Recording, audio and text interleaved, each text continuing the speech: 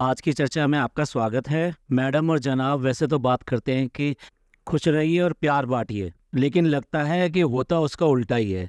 अब जो नया शिकार इनके हाथ में आया है, या ये कहिए कि जो इनसे पीड़ित है, मैं पीड़ित वर्ड यूज़ कर रहा हूँ क्योंकि इन्होंने अभी अभी अपना घर रिनोवेट किया है, जो कि 1 2 3 4 लगभग जो है 7 8 महीने में जाके इनका कंप्लीट हुआ है। और लगातार उस घर के बारे में अपने हर व्लॉग में दिखाते रहते हैं कि ये घर कैसा बन रहा है, क्या हो रहा है, कितना कंप्लीट हो गया है, अब क्या काम रह गया है, और क्या हमारी थिंकिंग ही थॉट थी, हम ऐसा करना चाहते थे, वैसा करना चाहते थे, चलिए इसकी शॉपिंग कर लेते हैं। घर को पूरा पूरा डेकोर करना है और हर एंगल से उसका इंटीरियर को अलग तरह से करना है। और जैसा कि आपको पता ही है, मैडम तो बहुत ज़्यादा डीप में जाके बात करती हैं। यहाँ ऐसा होता है, वहाँ वैसा होता है, वुडन वर्क ऐसा होगा, ये वाला जो एक अलमारी का पल्ला है ये ऐसा रहना चाहिए, यहाँ पर सारा सारा एंटीक लुक का होगा, ये नमाज घर होगा, ये पापा कमरा है, और ये हमारा वॉशरूम है, और ये फलाना फलाना फलाना लिविंग रूम। सब कुछ ऐसी बातें करती रहती हैं।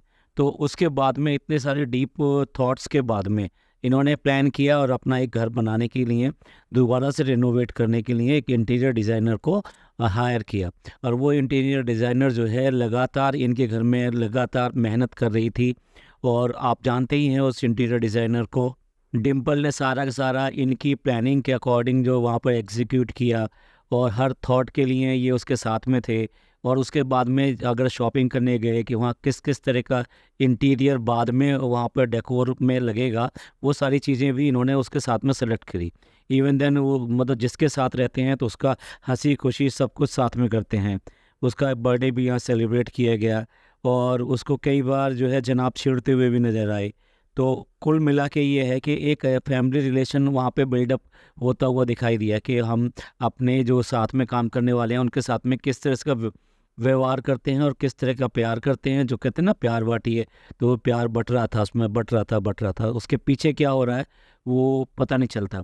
अब वो जब ये सब ख़त्म हो गया और इन्होंने उसको हटा दिया और सारा बाकी का काम जो है अपने हाथ में ले लिया, और उसके बाद में वो सारा सारा काम कंप्लीट कराया। अब घर कंप्लीट हो गया है, कम घर में फर्नीचर वगैरह जो भी आना था वो भी आ गया है। वो बात अलग है कि अभी तक भी जो प्रॉपर होम टूर जो होता है ना, वो नहीं दिया गया है। हालांकि कि बिट्स एंड पीसेस में बहुत सारा चीज़ें इन्होंने दिखा दी हैं, बताया है। इवन देन आगे की जो भी प्लानिंग है वो भी बताया है। तो ये सारी चीज़ें करते हुए एक एक करके उनको विदा भी किया है कि भाई अब ये पेंटर बाबू जा रहे हैं, अभी हमारे कारपेंटर बाबू जा रहे हैं, और इन्होंने हमारा टाइलिंग वर्क एंड ऑल ये सब किया है, ये भी जा रहे हैं, सबका बहुत बहुत शुक्रिया, आगे काम पड़ने पे बुलाएंगे आपको, इस तरह से किया। लेकिन एक जिसका नाम नहीं लिया इन्होंने उसके बाद में, वो नाम नहीं लिया डिम्पल का। और उसको किसी भी स्टेज पर ये नहीं बोला कि उसने ऐसा कराया या वैसा कराया। और इस तरीके से हम तो ये कहते थे कि एक एहसान फरामोशी वाली बात यहाँ पर आती है। बात एहसान फरामोशी की ये नहीं है कि उसने फ्री में काम किया, उसने डेफिनेटली इसके लिए कुछ चार्ज किया होगा, इन्होंने उसको प्रॉपरली हायर भी किया होगा। इवन देन एक प्रॉपर वो बनता है आपका कि आप उसको शुक्रिया कहें अगर कोई अच्छा काम करता है या उसका काम पसंद है, या काम ख़त्म होने जाने के बाद में करते हैं। अगर आप एक रेस्टोरेंट या होटल में चले जाते हैं तो वहाँ पर भी तो आप किसी को थैंक यू बोलते हैं। तो इस तरह से हर हर तरीके से ये लगता है कि अगर कोई आपके लिए कुछ कर रहा है तो उसको आपको थैंक यू बोलना चाहिए, या उसका एहसानमंद होना चाहिए, या फिर उसको शुक्रिया अदा करना चाहिए। लेकिन यहाँ पे बिल्कुल भी नहीं दिखाई दिया गया। तो वो बिल्कुल भी जो नहीं दिखाई दिया गया, तो हम जब बात करते हैं कि भाई इनकी उससे कुछ झगड़ेबाजी हुई है या ऐसा कुछ हुआ है, इसलिए इन्होंने उसको हटा दिया। निकाल देना वर्ड अच्छा नहीं लगता क्योंकि उसकी भी मेहनत थी यहाँ पर इतनी सारी। और उसके बाद में चलिए एक बात हुई, लेकिन उसके बाद में आप किसी को इतना बेइज्जत ना करें कि उसको मतलब सरेआम, मतलब आप अपने व्लॉग्स में बात कर रही हैं, जो मैडम का जो अभी नया व्लॉग आया है उसमें वो क्लियर कट बोल रही हैं कि भाई ये जो घर का जो इंटीरियर हुआ है ये हमें ठीक नहीं लग रहा है, कई जगह रिपेयर की बात आ रही है, और ये रिपेयर का हम ये करेंगे, थोड़ा बाद में डिस्कस करेंगे, हाँ एक व्लॉग भी बनाएंगे। यानी कि दोनों बैठकर जनाब के साथ में ये सब बताएंगे हमें कि क्या क्या कमियां रह गई थी, और वो कमियां हम अब कैसे पूरी करने जा रहे हैं। तो डेफिनेटली ये सारी सारी चीज़ें आप कहें या ना कहें इनडायरेक्ट वे में उसी के ऊपर जाती हैं। तो ये अच्छा नहीं लगता कि आप प्रॉपरली इस तरह से आकर व्लॉग में आकर किसी को बेइज्जत कर रहे हैं। देखिए उसका भी काम है, उसकी भी अपना एक एरिया है जिस पे वो वर्क करती है, तो उसमें आप उसको वहाँ रहने दीजिए। आप अगर मान लीजिए उससे खुश नहीं है तो ठीक है, आप अपने तरीके से करा लीजिए। ज़्यादा से ज़्यादा जो अब तक कर दिया उतना काफ़ी था, कि नाम नहीं लिया आपने उसका और साथ साथ ना उसको थैंक यू बोला। लेकिन आप उसके बाद में उसकी बाल की खाल निकालने वाली बात होती है ना, फिर आप उसको प्रताड़ित कर रहे हैं, उसको बेइज्जत कर रहे हैं, ये बिल्कुल भी अच्छा नहीं लगता। और व्लॉग बना के करना तो बिल्कुल भी नहीं अच्छा लगता। तो अब पता नहीं वो बोल कर गई हैं मैडम कि वो जनाब के साथ में एक वीडियो बनाएंगी और उसमें ये सारी चीज़ें बताएंगी, जो एक अच्छा कदम नहीं होगा।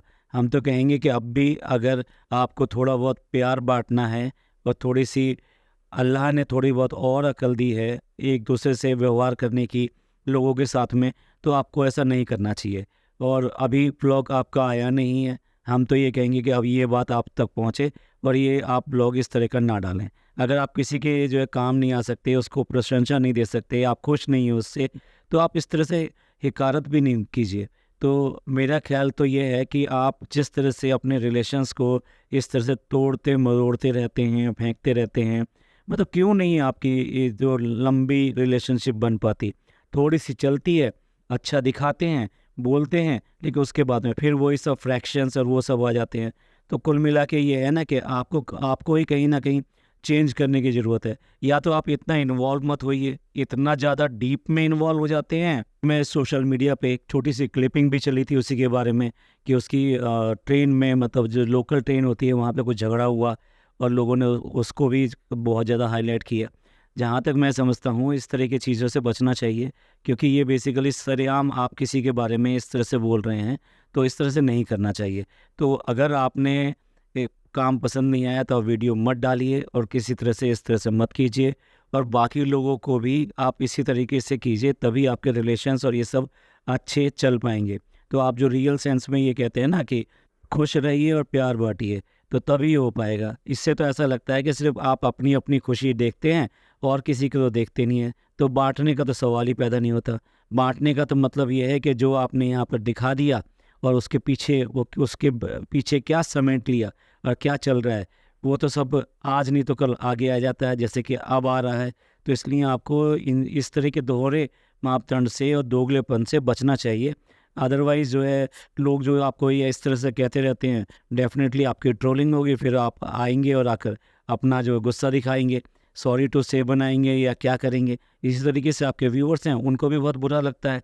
तो बुरा लगता है तो आप व्यूअर्स को भी तो कहना चाहिए ना कम से कम, कि भई ये चीज़ ठीक है या वो ये चीज़ ठीक नहीं है। इतने गट्स तो होने ही चाहिए ना आखिर। तो ये था हमारा व्यू इनके रिलेशंस के ऊपर, ये जो बार-बार जो कहते हैं कि प्यार बाँटिए, खुश रहिए, उसके ऊपर। तो ये अगर आपको पॉडकास्ट पसंद आया हो तो प्लीज़ लाइक कीजिए, सब्सक्राइब कीजिए और शेयर कीजिए। थैंक यू, धन्यवाद, शुक्रिया।